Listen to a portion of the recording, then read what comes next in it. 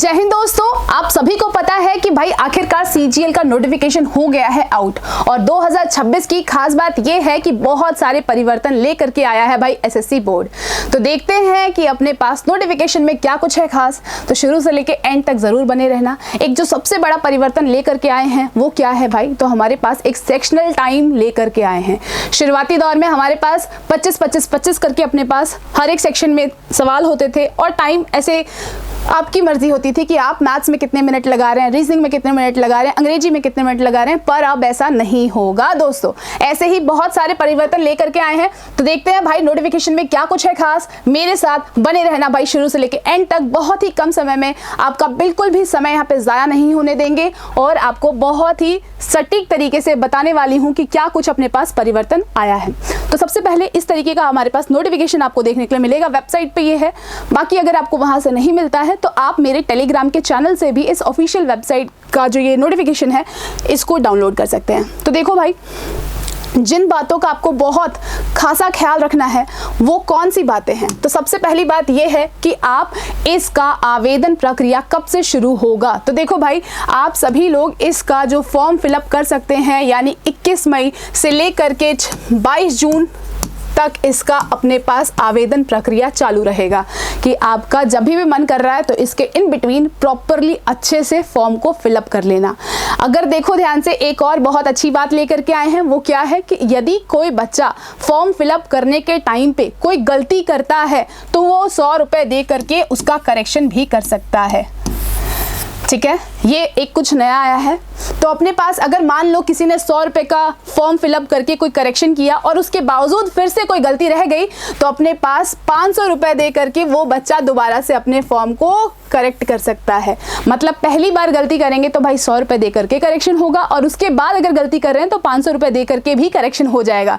तो एसएससी ने एक ये बहुत ही अच्छा तरीका लगाया है अर्निंग का। ठीक है, चलिए इसके बाद हम बात करते हैं तो आखिरकार कब होगा आपका टीयर 1। ठीक है, तो देखो ध्यान से, यहाँ पे एक टेंटेटिव डेट दे रखा है कि ऐसा मान सकते हैं हम कि अगस्त से सितंबर के बीच में होगा। तो अगर ऐसा लिखा हुआ है तो इसका हम मतलब बहुत अच्छे से निकाल सकते हैं कि भाई अगस्त के मिड से लेकर के सितंबर के शुरुआती तक अपने पास आपको देखने के लिए मिल सकता है आपका टीयर 1। इसके बाद बात करें भाई टीयर 2, तो टीयर 2 में भी इस बार अपने पास क्या लेकर के आए हैं, तो सेक्शनल टाइम लेकर के आए हैं। ठीक है, और ये जो अपने पास टीयर 2 होगा तो ये इसका भी हमारे पास एक टेंटेटिव डेट आ गया है कि भाई दिसंबर के महीने में ऐसा अपने पास परीक्षा होगा। ठीक है, चलिए इसके बाद हम आगे देखते हैं कि आगे इस नोटिफिकेशन में अपने पास क्या कुछ खास दे रखा है। तो देखो भाई, यहाँ पे अपने पास जो 2 पोस्ट जो बहुत ही अच्छे अपने पास यहाँ पे ऐड ऑन किए गए हैं वो क्या है भाई, एक तो है हमारे पास that is your assistant officer. ये क्या लिखा है बच्चे, स्टेट कैडर द की भाव। स्टेट कैडर मतलब हमारे पास क्या है कि आप अपने ही स्टेट के अंदर आप जॉब कर सकते हैं, एक पोस्ट ले सकते हैं। ठीक है, और ये हमारे पास है भाई ग्रुप बी की।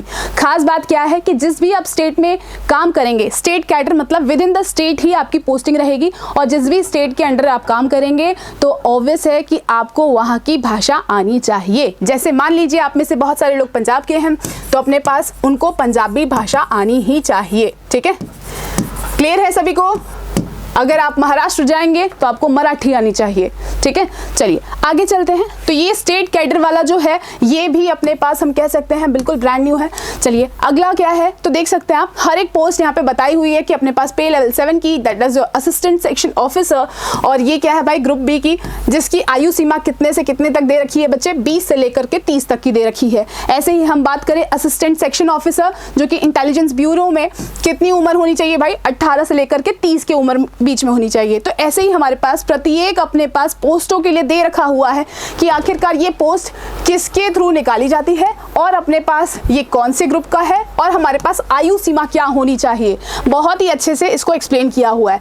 चलिए नोटिफिकेशन में आगे देखते हैं, आगे अपने पास क्या दे रखा है। ये तमाम सारी पोस्टें हैं जहां पर अपने को वैकेंसी देखने के लिए मिल रही है। लगभग अपने पास कितने हैं भाई, 12,000 के अराउंड कुल पोस्ट है जहां पर आपको ये सारी नोटिफिकेशन देखने के लिए मिल रही है।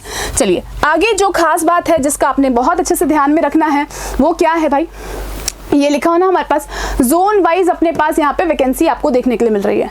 चलिए अब बात करते हैं कि आखिरकार कौन से बच्चे इस फॉर्म को अप्लाई कर सकते हैं। तो देखो, सबसे पहली कैटेगरी यही है कि आपकी जो नेशनैलिटी होनी चाहिए, मतलब आप एक भारतीय कैंडिडेट होने चाहिए, ठीक है, या फिर आपका क्या है भाई, एक सब्जेक्ट ऑफ नेपाल और भूटान, या फिर हमारे पास ये दे रखा ना कि एक कुछ कैटेगरी है कि भाई पाकिस्तान से भी आए हुए हैं, तो कब से कब तक के बीच में होना चाहिए, ठीक है।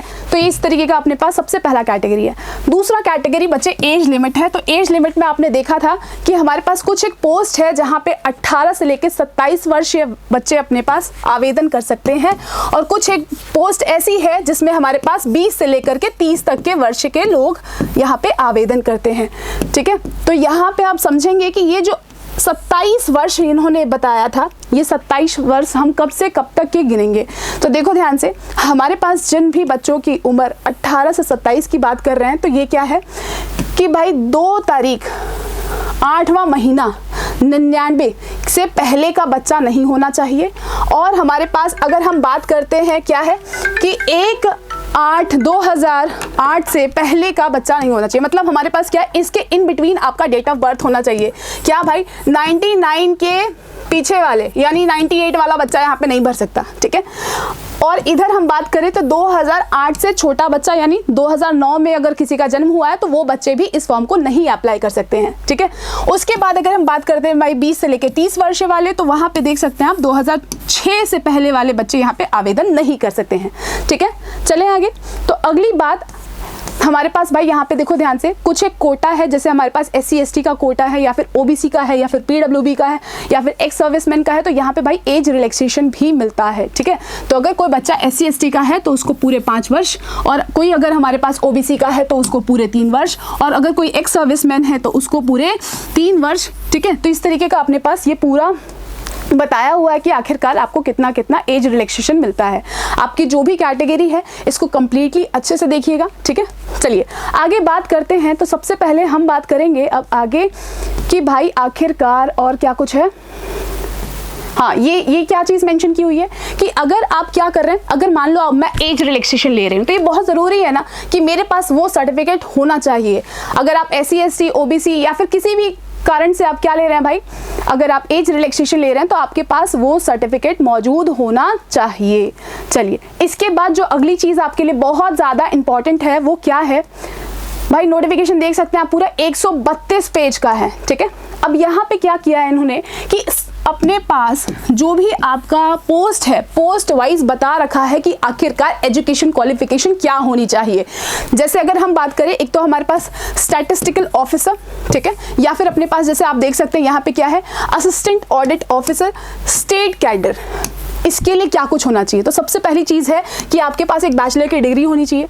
दूसरी बात क्या है, जो मैं आपसे पहले कह रही थी कि अगर वो अपने पास स्टेट कैडर की वैकेंसी है तो ये ज़रूरी है कि भाई उस भाषा में आपकी प्रोफिशिएंसी हो। अगर मैं पंजाब में स्टेट कैडर की किसी पोस्ट के लिए यहाँ पे हूँ तो ऑब्वियसली मुझे पंजाबी आनी चाहिए। और आपने मैट्रिकुलेशन लेवल यानी 10वीं के आधार पर 10वीं में इस का जो सब्जेक्ट है, जैसे लोकल लैंग्वेज का अपना जो सब्जेक्ट है वो होना चाहिए कि 10th बेसिस पे आपने पंजाबी पढ़ी हो, अगर हम पंजाब की बात कर रहे हैं, ठीक है। ऐसी महाराष्ट्र की बात करेंगे तो मराठी पढ़ी हो, ठीक है। चलिए, और क्या चाहिए, यहाँ पे लिखा हो ना डिजायरेबल क्वालिफिकेशन, क्या हो, तो भाई चार्टर्ड अकाउंटेंट हो या फिर कॉस्ट अकाउंट मैनेजमेंट में उनके पास डिग्री हो, ठीक है। चलिए, अगला क्या है भाई, तो अगला है हमारे पास असिस्टेंट अकाउंट ऑफिसर। तो इसी तरीके से अगली मैं आपको एक वैकेंसी बताती हूँ। जैसे ये दे रखा है, ये क्या दे रखा है बच्चे, जूनियर स्टैटिस्टिकल ऑफिसर। तो यहाँ पे बहुत ही अच्छे से मेंशन किया है कि ऐसा बच्चा अपने पास कम से कम 60% नंबर लिए हो इसने मैथमेटिक्स में, कौन सी क्लास में भाई, 12वीं कक्षा में, या फिर इनके पास बैचलर डिग्री के अंदर स्टैटिस्टिक्स एक सब्जेक्ट हो, वही बच्चे इस पोस्ट के लिए अप्लाई कर सकते हैं, ठीक है। ऐसे ही अपने पास हर एक पोस्ट के लिए बच्चे यहाँ पे अपनी क्वालिफिकेशन दे रखी हुई है, ठीक है। अगर आपको किसी पर्टिकुलर पोस्ट के बारे में बहुत अच्छे से डिटेल में जानना है तो आप मुझे कमेंट सेक्शन में ज़रूर बताना। अच्छा, एप्लीकेशन की फ़ीस कितनी रहेगी, तो एप्लीकेशन की फ़ीस बहुत ही नॉमिनल सी है, मात्र 100 रुपये। और ये 100 रुपये भी अगर कोई अपने पास फीमेल कैंडिडेट है, कोई SC ST कैटेगरी से है, या फिर कोई अपने पास भाई PWB कैटेगरी से है, तो उनको नहीं करना है payment. They are exempted from these fees, ठीक है, कि इनको 100 रुपये का भी एप्लीकेशन फॉर्म का नहीं फिलअप करना है। अब ये बात ध्यान देंगे कि CGL के अपने बहुत सारे लाखों ऑफ नोटिफिकेशन मतलब फॉर्म्स आते हैं, पर बहुत कम लोग उसको बहुत सीरियसली कर रहे हैं, ठीक है। तो अगर आपके अंदर भी जज्बा है कि यार मैं करना है, मुझे आना चाहिए, मैं कहीं ना कहीं मुझे ये जॉब चाहिए, तो आप यहाँ पे बेफिक्र होके बिना इस बात को लिए हुए कि यार इतना ज़्यादा कंपटीशन है, तो आप इसको कंप्लीट कर सकते हैं, ठीक है। चलिए आगे देखते हैं। तो आगे हमारे पास क्या है, आगे जो यहाँ पे बहुत ही ज़्यादा इम्पॉर्टेंट है आपके लिए जानना, जस्ट अ सेकेंड, यस, वो है भाई हमारे पास, देखो ध्यान से, ये सारे एग्जामिनेशन सेंटर बताए हुए हैं कि कहाँ कहाँ पे एग्जामिनेशन सेंटर आएंगे, ये आप देख लीजिएगा। जो मैं आपको बताना चाहती हूँ वो ये है, scheme of their tier 1 tier 2, यही आपके लिए सबसे बड़ा चेंज है कि टीयर 1 टीयर 2 में जो हमारे पास टाइमिंग थी वो टाइमिंग अब हो चुकी है भाई सेक्शनल, पहले ऐसा नहीं था, ठीक है। तो देखो भाई हमारे पास क्या कुछ दे रखा हुआ है, तो हमारे पास इस तरीके से दे रखा हुआ है कि अगर आपके पास क्या है, we have general intelligence and reasoning, इसके पूरे 25 सवाल 25 नंबर, तो इसके लिए आपको कितना दिया गया है, 15 मिनट फॉर ईच सब्जेक्ट, कि हर एक सब्जेक्ट के लिए आपको मात्र 15 मिनट ही दिया जाएगा, ठीक है। सभी को पता लग गया भाई। चलो अगला देखें, तो हमारे पास जो सेक्शन, जो हमारे पास जो बच्चे टीयर 1 क्वालिफाई करते हैं वो बच्चे क्या देते हैं भाई, वो लोग टीयर 2 देते हैं। तो वहाँ पे भी हमने एक सेक्शनल का टाइम देखा जो कि पहले नहीं था, ये एक बहुत ही बड़ा चेंज है, और इस चेंज से देखो बहुत सारे लोगों को प्रॉफिट होने वाला है और बहुत सारे लोगों को लॉस होने वाला है। तो अभी भी अगर आपको लगता है कि मेरे अंदर वो जज्बा है, मैं ये कर सकती हूँ, तो ये बहुत ही खास मौका है आप लोगों के लिए। अब देखो ये सब कुछ आ गया है, पेपर का आपको पता लग गया है कि भाई ये जो पेपर होने वाला है कब होगा, अगस्त से सितंबर के महीने में होगा। तो तैयारी आज ही कर सकते हैं, अभी से कर सकते हैं, ताकि एंड मूवमेंट पे किसी भी प्रकार का कोई भी अपने पास बच्चे निराशा ना हो, ठीक है। तैयारी कैसे करें, तो भाई देखो ध्यान से, एक कंप्लीट ऐसी डेडिकेटेड टीम है जो कि आपके सिलेक्शन के लिए दिन रात तैयार है, ठीक है। तो अगर आपके मन में है कि मुझे वाकई करना है, तो वो होगा। कब होगा, जब आप पूरी डेडिकेशन के साथ पढ़ेंगे। इतना सब कुछ पढ़ना है, टाइम बहुत थोड़ा है, तो ऑब्वियसली आपको एक टीम तो भाई चूज़ करनी ही पड़ेगी। तो ये पूरी टीम आपके साथ जुड़ने को तैयार है। कब, जब आप एक कदम लेंगे, है ना। तो ये जो हमारे पास टीम है, SSC का फाउंडेशन बैच हमारे पास लॉन्च हो चुका है, ऑनलाइन ऑफलाइन मोड दोनों ही मोड में चल रहा है। फटाफट से आज ही जाके इसमें आप एनरोल कर सकते हैं। कैसे एनरोल करेंगे, तो देखो भाई, जो बच्चे हमारे पास ऑनलाइन इस बैच को लेना चाहते हैं, तो वो क्या करेंगे, अरोड़ा क्लास की एप्लीकेशन को डाउनलोड करेंगे। डाउनलोड करने के बाद आपको करना क्या है, आपको यहाँ पे कोर्सेज बटन पे जाके क्लिक करके, यहाँ पे अपना कोर्स क्या है भाई, SSC फाउंडेशन कोर्स, ठीक है। SSC फाउंडेशन कोर्स पे आप क्लिक करेंगे तो आपको मिल जाएगा आपका कोर्स, और कोर्स पे जाके क्लिक करके आपको कुछ एक पेमेंट की अमाउंट आएगी, आपको वो भी पे नहीं करना है, ठीक है। क्यों, क्योंकि आपको और भी डिस्काउंट मिल सकता है। कैसे, तो यहाँ पे आपको लिखा होगा ब्लैक लाइन में एक छोटी सी शब्दों में क्या लिखा है, have a coupon code here, ठीक है।